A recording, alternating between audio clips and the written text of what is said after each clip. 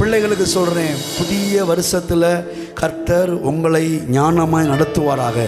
உங்கள் பிள்ளைகள் யாவரும் ஞானத்திலும் அறிவிலும் தேவ கிருபையிலும் மனுஷர் தயவிலும் இந்த புதிய மாதத்திலையும் போகிற புதிய வகுப்புகள், புதிய கல்லூரி படிப்புகள் எல்லாவற்றிலையும் உங்கள் பிள்ளைகள் ஞானவான்களாக, ஒளியின் பிள்ளைகளாக எழும்பி பிரகாசிப்பார்களாக, எழும்பி ஜொலிப்பார்களாக.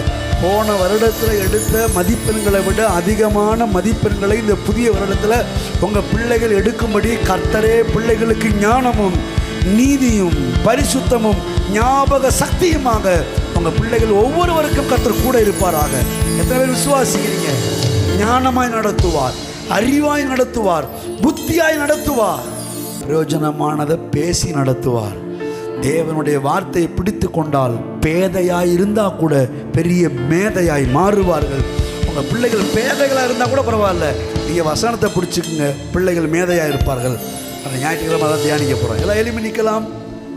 நேர்வழியாய் என்னை நடத்திடும் தேவன் நிச்சயம் நடத்துவார், பயம் இல்லையே.